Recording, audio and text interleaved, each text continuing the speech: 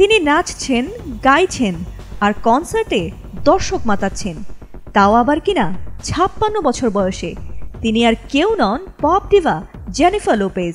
কিন্তু এবার লাইভ কনসার্টের মঞ্চেই এক অপ্রত্যাশিত পরিস্থিতিতে পড়লেন এ মার্কিন পপ তারকা। জন্মদিনের ঠিক পরের দিন এক কনসার্টে স্কার্ট খুলে গেল জেলোর।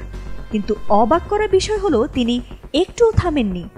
কিভাবে সামাল দিলেন এই বিব্রতকর পরিস্থিতি, আর কী বা বললেন দর্শকদের উদ্দেশ্যে, সবই জানাবো আজকের এই ফানফুল ভিডিওতে। ২৫ জুলাই রাতে পোল্যান্ডের রাজধানী ওয়ার্সে চলছিল জেলোর এক জমকালো কনসার্ট। মঞ্চে পারফর্ম করছিলেন জেনিফার লোপেজ। পরেছিলেন সোনালি সিকুইনের বিকিনি টপ আর ম্যাচিং স্কার্ট। গাইতে গাইতে যখন মঞ্চে হাঁটছেন তিনি, হঠাৎ করেই খুলে যায় তার স্কার্ট। হ্যাঁ দর্শক, ঠিকই দেখেছেন, স্কার্ট খুলে পড়ে যায় তার। কিন্তু তিনি ১ সেকেন্ডের জন্য থেমে যাননি। ঠিক যেন the show must go on এই কথাটিরই জীবন্ত উদাহরণ তিনি। তার সঙ্গে থাকা সহশিল্পী দ্রুত তাকে স্কার্টটি পরিয়ে দেন, আর পুরো ঘটনার মাঝেই লোপেজ ছিলেন একেবারেই ঠান্ডা মাথায়। বরং দর্শকদের দিকে তাকিয়ে এক হাত ছুড়ে বললেন, ভাগ্য ভালো আজ অন্তর্বাস পড়েছি, সাধারণত পড়িই না।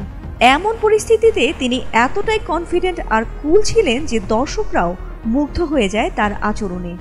এমনকি স্কার্ট ফিরিয়ে দেওয়ার পর জেলো বলেন, তুমি এটা রেখে দাও, আমি এটা আর ফেরত নেব না।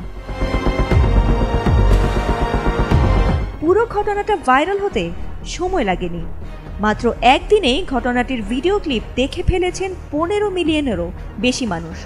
এদিকে অনেকেই বলছেন এটি ছিল পরিকল্পিত স্টান্ট, কেউ বলছেন এটা জেলোর আত্মবিশ্বাসের চরম বহিঃপ্রকাশ।